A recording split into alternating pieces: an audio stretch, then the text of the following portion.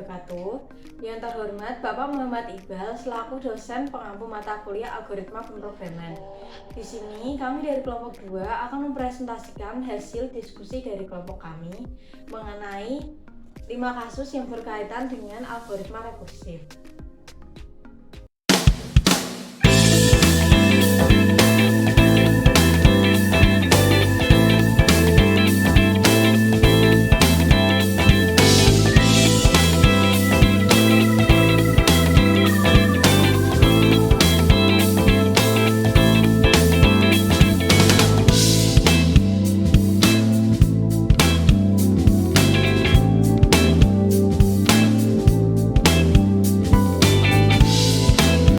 Setelah itu adalah penjelasan 5 kasus yang berkaitan dengan algoritma rekursif yang akan dijelaskan oleh masing-masing dari anggota kelompok kami.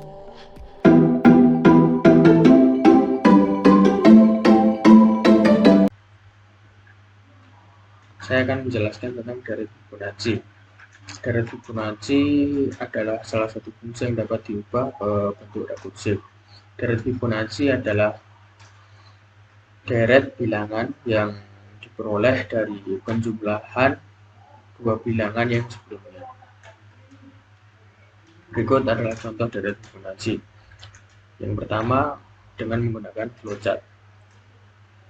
Langkah yang pertama yaitu kita buat terlebih dahulu fungsi rekursif yang kita namai deret Fibonacci dengan integer n. Yang pertama kita deklarasikan dulu variabelnya yaitu integer Fibonacci, kemudian kita berikan struktur pemilihan yaitu jika n sama dengan 0 dan jika n sama dengan 1 maka nilainya akan sama dengan n, dan jika tidak maka nilainya akan sama dengan Fibonacci n-1 ditambah Fibonacci n-2. Kemudian kita return integer Fibonacci. Lalu selanjutnya yaitu kita buat fungsi utamanya yang diawali dengan main, kemudian kita deklarasikan variabelnya yaitu integer i, n, j dengan j sama dengan 0. Kemudian kita berikan output yaitu deret bilangan Fibonacci, kemudian kita berikan output perintah kepada pengguna agar menginputkan nilai batas deret bilangan Fibonacci-nya, yaitu inputkan batas deret bilangan Fibonacci. Kemudian kita berikan input, kemudian kita berikan output lagi deret Fibonacci, kemudian kita berikan struktur perulangan dimulai dari i sama dengan 0 sampai dengan n yang akan memberikan output yaitu Fibonacci j sampai dengan i dimulai dari i sama dengan 1 sampai dengan n, dan programnya akan berakhir jika i sudah melebihi nilai dari n, dan nilai j akan ditambah 1 setiap perulangannya. Coba kita run program tersebut.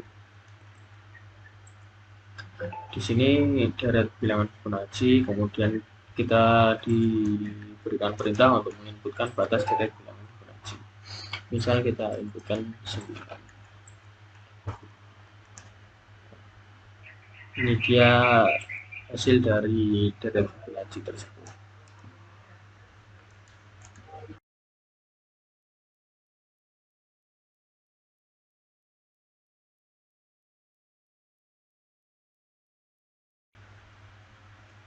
Kemudian contoh yang kedua tentang deret Fibonacci dengan menggunakan kode blocks bahasa C++. Yang pertama kita tuliskan dulu step include iostream, kemudian using namespace key, kemudian kita buat terlebih dahulu fungsi rekursifnya dengan nama Fibonacci dengan parameter integer n, kemudian kita tuliskan fungsi struktur pemilihan yaitu jika n sama dengan 0 dan n sama dengan 1 maka nilai n akan sama dengan n, nilainya akan sama dengan n atau dikembalikan lagi ke n, dan jika tidak maka nilainya akan sama dengan Fibonacci N-1 ditambah Fibonacci N-2. Lalu kemudian kita buat fungsi utamanya, yaitu in main, dan pertama kita deklarasikan dulu variabelnya, yaitu N dan C, dengan C sama dengan 0. Kemudian kita berikan output deret bilangan Fibonacci, kemudian kita berikan output perintah kepada si pengguna agar menginputkan batas deret bilangan Fibonacci-nya, yaitu dengan inputkan batas deret bilangan Fibonacci. Kemudian kita berikan perintah input, yaitu Cin nilai n-nya, kemudian kita berikan output lagi deret bilangan Fibonacci, yaitu ini nanti sebagai hasil outputnya. Kemudian kita berikan program, yaitu dengan fungsi for, yaitu struktur pengulangan dengan fungsi for integer i sama dengan 1 sampai dengan i kurang dari sama dengan n. Maka outputnya nanti dengan menginputkan nilai c ke dalam fungsi Fibonacci tersebut, dan nanti akan dikeluarkan hasilnya. Coba kita run program tersebut. Ini dia outputnya deret bilangan Fibonacci, kemudian kita disuruh untuk menginputkan batas deret bilangan Fibonacci. Coba kita inputkan batasnya 7, dan deret bilangan Fibonacci tersebut, ini dia hasil dari deret bilangan Fibonacci tersebut.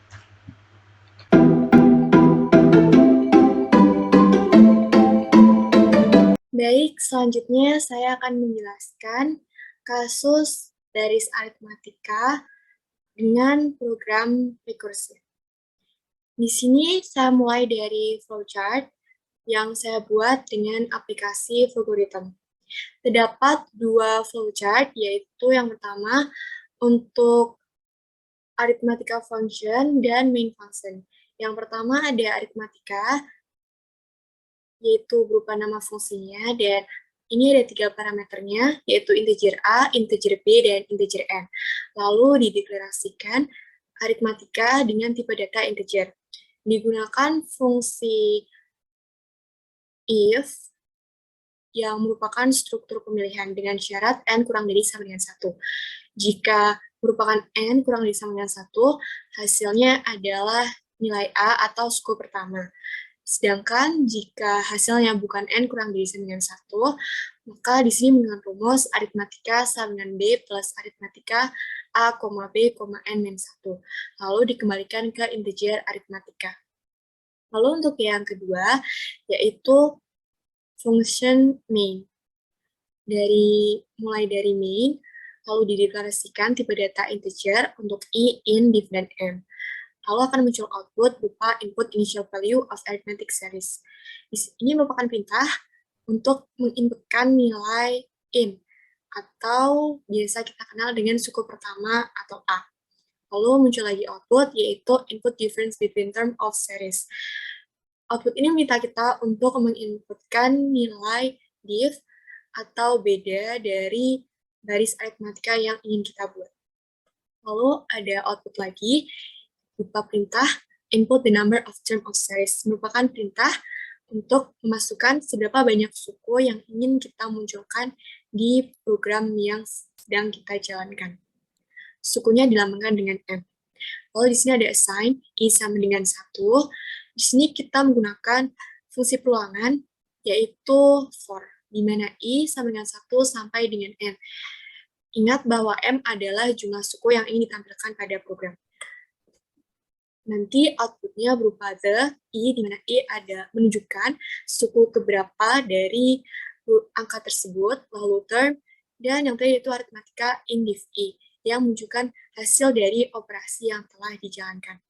Untuk melihat hasilnya, kita akan coba run flowchart ini. Di sini muncul perintah input initial value of arithmetic series. Kita akan menggunakan angka 3. Lalu ada perintah lagi, input difference between term of series. Di sini kita akan menggunakan beda 4, Dan yang terakhir, perintah input the number of term of series. Kita akan munculkan 10 angka. Di sini muncul dari suku pertama, kedua, ketiga, keempat, kelima, keenam, 7, 8, 9, 10. Tepat jumlahnya 10 sesuai yang apa yang kita inginkan. Di sini suku pertama 3 sesuai kita masukkan, dan suku kedua 7. Jika kita cek, maka betul bahwa selisihnya adalah 4.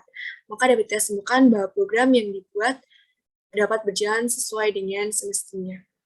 Untuk selanjutnya, saya akan menjelaskan penyelesaian baris aritmatika dengan fungsi rekursif atau program rekursif dengan menggunakan bahasa pemrograman C++. Seperti biasanya, kita menggunakan hashtag include IOStream dan using namespace std. Di sini ada tipe data, integer, dan nama fungsinya, yaitu aritmatika. Dan di sini ada 3 parameter yang digunakan, yaitu integer A, integer B, dan integer N. Di sini kita menggunakan fungsi if-else, di mana syaratnya N kurang dari sama dengan 1.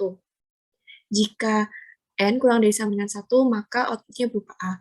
Namun jika N tidak kurang dari atau sama dengan 1, maka outputnya hasil dari operasi B plus aritmatika A, B, N-1. Lalu di sini ada in main, dengan tipe data integer, dan yang dideklarasikan adalah i, n, div, m, sama seperti apa yang ada di flowchart tadi.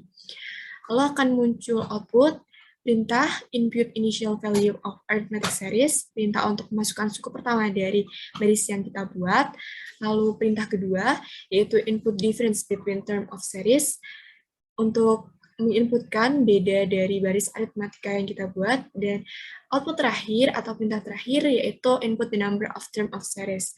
Perintah untuk menginputkan berapa banyak suku yang ingin kita tampilkan pada program nantinya. Di sini digunakan fungsi pulangan atau looping yaitu for. Dengan syarat i sama dengan 1, i kurang dari sama dengan m, i plus plus. Di sini ada tanda plus plus, berarti itu berarti increase. Lalu outputnya the i, di mana i adalah suku atau suku keberapa dari angka tersebut, dan term, dan ini adalah hasil dari operasi yang telah dilakukan di sini. Untuk melihat hasilnya, kita akan coba build dan run program ini.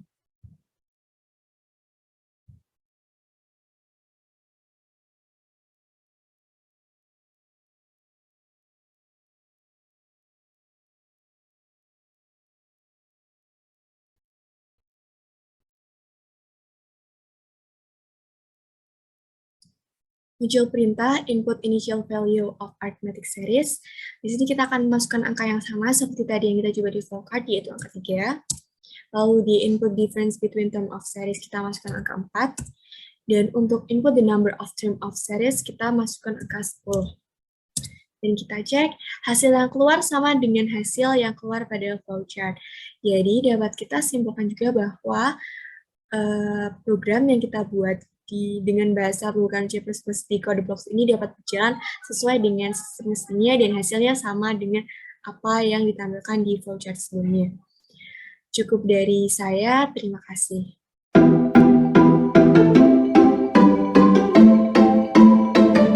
Saya akan membahas satu kasus untuk menghitung perkalian dua buah bilangan menggunakan fungsi rekursif. Yang pertama, saya tampilkan flowchart-nya terlebih dahulu. Jadi pada flowchart ini ada dua fungsi, yaitu fungsi perkalian dan fungsi main. Saya akan menampilkan fungsi perkaliannya. Jadi, fungsi perkalian itu ada integer x, lalu integer y. Kita deklarasikan hasil dengan tipe integer. Lalu jika y sama dengan 1, maka hasilnya itu adalah x. Itu angka yang dikalikan. Dan jika y tidak sama dengan 1, bisa lebih dari atau kurang dari itu, hasilnya kita harus menghitungnya terlebih dahulu dengan rumus x ditambah perkalian dalam kurung x, y min 1. Lalu kita kembalikan pada hasilnya. Lalu saya menampilkan main. Kita deklarasikan X dan Y menggunakan tipe integer. Lalu output menghitung perkalian dua bilangan menggunakan fungsi rekursif.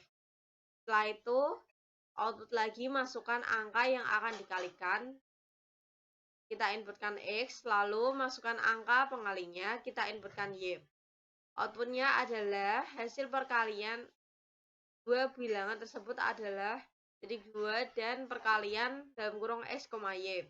Perkalian dalam kurung X, Y ini adalah nilai hasil dari operasi perkalian X dan Y tadi. Lalu N. Sekarang saya coba untuk run. Outputnya seperti ini. Menghitung perkalian dua bilangan menggunakan fungsi rekursif. Masukkan angka yang akan dikalikan. Kita masukkan 4. Lalu masukkan angka pengalinya, kita masukkan 8. Lalu hasil perkalian dua bilangan tersebut adalah 32. Karena hasilnya benar, maka programnya berhasil. Setelah itu saya menampilkan program C++-nya. Yang pertama, kita save dulu filenya dengan .cpp seperti biasa.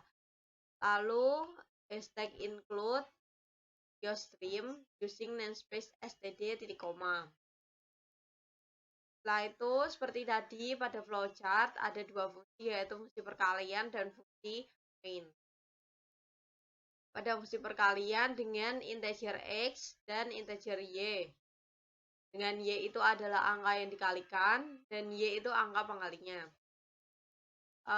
Jika Y sama dengan 1, maka kita kembalikan kepada X.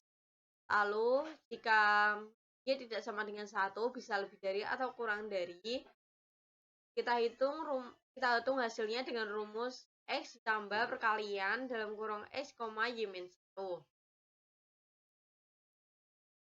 Setelah itu fungsi mainnya. Deklarasikan integer X, Y, hasil. Lalu cout menghitung perkalian dua bilangan menggunakan fungsi rekursif.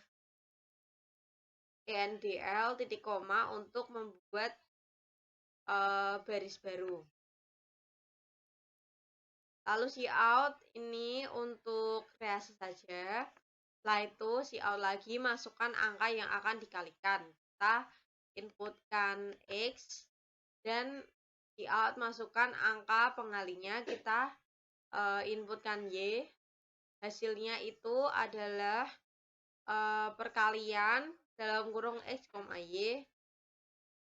Seperti tadi, perkalian dalam kurung X, Y ini adalah hasilnya dari operasi perkalian X tadi. Lalu cout hasil perkalian dua bilangan tersebut adalah dari 2 hasil ENDL titik koma. Lalu return 0 titik koma. Lalu saya akan coba untuk build and run.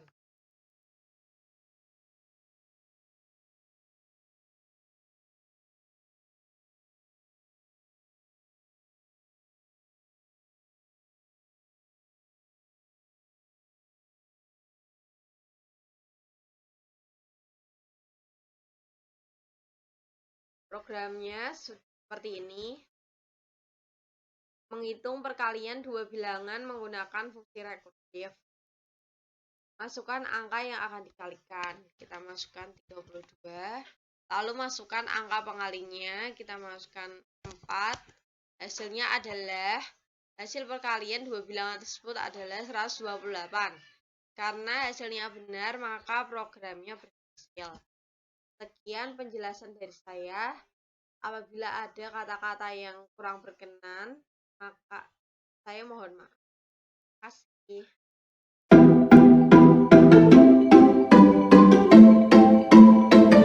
Langsung saja saya akan share screen apa yang sudah saya kerjakan. Screen. Oke, yang pertama adalah logarithm. Mana logarithm di sini aku sudah membuat main lalu output fungsi algoritma rekursif pada bilangan berpangkat. lalu ada declare, yaitu integer A, B, dan hasil. Lalu ada output masukkan A, lalu input A, lalu ada output masukkan B, lalu input B, lalu ada hasilnya sama dengan A pangkat B. Lalu outputnya adalah hasil dari itu dalam petik, lalu A, dan pangkat B adalah hasilnya, dan N. Nah, selain itu juga aku udah membuat yang untuk hasilnya, yaitu integer A, integer B, lalu declare integer pangkat, dan juga if B sama dengan 0, true-nya pangkat sama dengan 1, dan false-nya pangkat sama dengan hasil dikali A, B, min 1 dikali A, lalu return integer pangkat. Kita mulai aja, langsung kita run. Fungsi algoritma rekursif pada bilangan berpangkat, masukkan A, yaitu kita masukin 3 sebagai contoh, lalu masukkan B, bilangan yang akan dipangkatkan, 2, yaitu berarti 3 pangkat 2. Maka sesuai kaidah matematika, maka 3 pangkat 2 adalah 9. Mungkin itu yang bisa saya jelaskan tentang logaritma.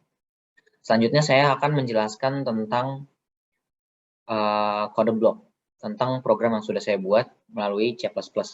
Pertama ada include IOStream, lalu ada include cstdlib, lalu ada using namespace std, lalu ada integer pangkat, integer A, integer N, if N sama dengan 0, return 1, else, return A kali pangkat, A dalam kurung A, N kurang 1.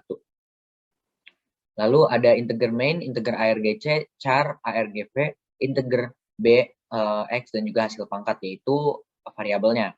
Lalu ada cout, masukkan bilangan yang akan dipangkatkan, lalu in B, lalu cout lagi, masukkan jumlah pangkat, lalu in X, sistem CLS, hasil pangkatnya kita assign dengan pangkat dalam kurung B, X.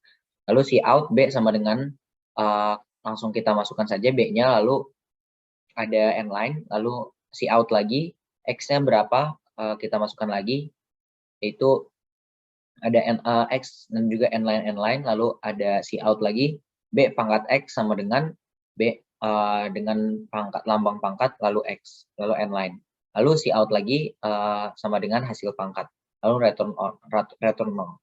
Langsung aja kita run.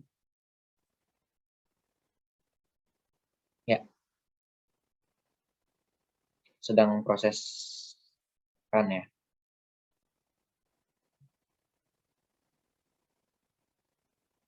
Kita tadi masukkan 3, maka kita enter karena ini bilangan yang dipangkatkan, lalu masukkan jumlah pangkatnya tadi 2. Maka sesuai dengan kaidah matematika, yaitu B pangkat X, jika B-nya 3 lalu X-nya 2, maka B pangkat X yaitu 3 pangkat 2 sama dengan 9. Terima kasih, mohon maaf apabila ada salah-salah kata, mungkin dari saya cukupkan, saya kembalikan dan akan dilanjutkan oleh teman saya. Terima kasih, wassalamualaikum warahmatullahi wabarakatuh.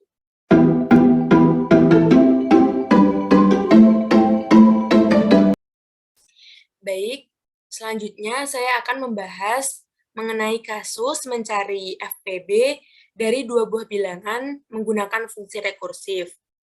Yang pertama ini kita menggunakan flowchart pada aplikasi Flowgorithm. Ada 2 fungsi yang harus kita buat. Pertama ini adalah fungsi rekursif untuk mencari nilai FPB-nya. Langkah yang pertama adalah menuliskan parameter yaitu integer A dan B, di mana A adalah bilangan pertama yang harus kita masukkan dan B adalah bilangan kedua yang harus kita masukkan. Kemudian kita deklarasikan hasilnya dengan tipe data integer, di mana hasil ini nanti akan di-return pada nanti. Lalu masuk pada struktur pemilihan dengan syarat B sama dengan 0, dan A kurang dari 0 atau A itu adalah bilangan negatif. Maka A ini harus diubah menjadi bilangan positif dengan cara dikalikan dengan negatif. Maka ini tertulis A sama dengan negatif A, sehingga nanti hasilnya adalah A itu sendiri. Lalu nanti akan di-return integer hasil. Sedangkan jika B-nya tidak sama dengan 0, maka akan menggunakan rumus FPB B, A mod B. Lalu nanti akan di-return integer hasil. Kemudian yang kedua, langkah yang kedua, kita harus membuat fungsi mainnya. pada fungsi main ini, pertama ini adalah main, lalu kita deklarasikan variabelnya, yaitu A dan B, di mana A tadi adalah bilangan pertama dan B adalah bilangan kedua, dengan tipe data integer. Kemudian output nama program untuk mencari nilai FPB dari dua buah bilangan. Kemudian lagi output masukkan bilangan pertama. Lalu input A, yaitu A tadi adalah bilangan pertama itu, ini kita diperintahkan untuk memasukkan bilangan pertama, lalu ini adalah input A. Kemudian ada output lagi, perintah untuk memasukkan bilangan kedua. Lalu ini input B, yaitu B adalah bilangan keduanya. Kemudian yang terakhir ini adalah output FPB dari A ini tadi yang telah kita masukkan, dan B tadi yang telah kita masukkan sama dengan FPB. Ini adalah fungsi yang telah kita buat pada fungsi rekursif tadi. Lalu untuk mengakhiri programnya adalah ini, IN. Lalu untuk membuktikan apakah program yang kita buat ini berjalan lancar atau tidak, kita akan coba untuk merun programnya. Nah, ini keluar program untuk mencari nilai FPB dari dua buah bilangan. Lalu muncul perintah masukkan bilangan pertama. Kita coba masukkan bilangan pertamanya 210. Kemudian muncul perintah lagi masukkan bilangan kedua. Kita coba masukkan 168. Maka keluar hasil FPP dari 210 dan 168 ini adalah sama dengan 42. Dengan demikian dapat disimpulkan bahwa program yang kita buat dengan menggunakan logaritm berjalan dengan lancar. Kemudian berikutnya kita akan membuat program dengan menggunakan kode blok dengan bahasa pemrogramannya yaitu C++. Langkah yang pertama, seperti biasa, adalah kita mengetikkan header-nya terlebih dahulu, yaitu hashtag include iostream, lalu using namespace std. Kemudian, seperti pada flowchart tadi, ada dua fungsi yang harus kita buat, yaitu fungsi rekursifnya dan juga fungsi utamanya. Pertama ini adalah kita masukkan parameternya, yaitu ada A dan B, di mana A adalah bilangan pertama dan B adalah bilangan kedua. Kemudian masuk ke struktur pemilihan, yaitu jika B sama dengan 0 dan A kurang dari 0 atau A adalah bilangan negatif, maka A itu harus diubah menjadi bilangan positif terlebih dahulu, yaitu dengan cara dikalikan dengan negatif. Lalu akan muncul return A.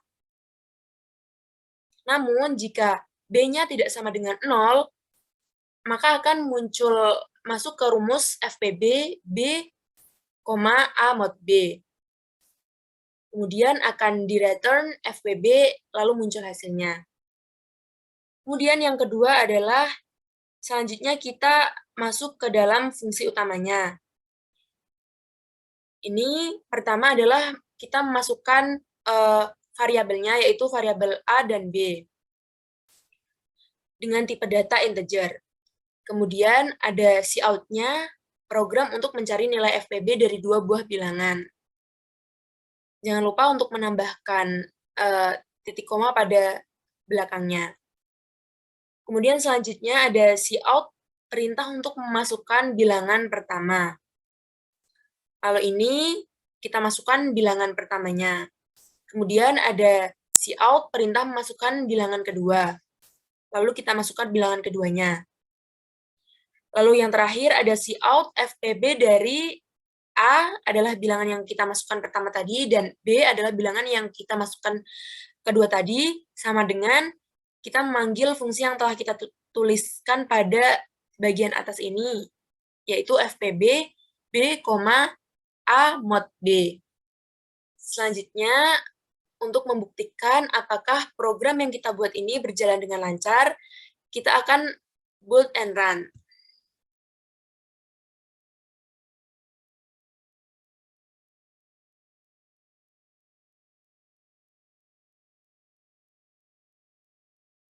Nah, ini muncul program untuk mencari nilai FPB dari dua buah bilangan.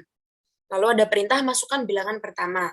Seperti pada yang kita masukkan tadi pada flowchart, kita akan memasukkan bilangan pertamanya yaitu 210.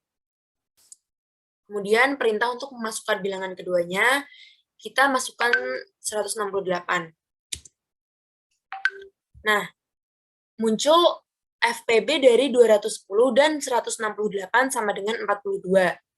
Hasil ini sama dengan hasil yang tadi muncul pada program yang kita jalankan pada aplikasi Flowgorithms, yaitu 42.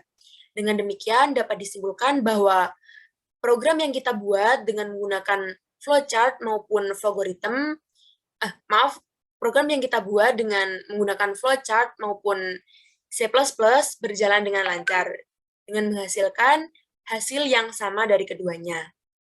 Demikian yang dapat saya sampaikan. Apabila ada kesalahan, mohon dimaafkan.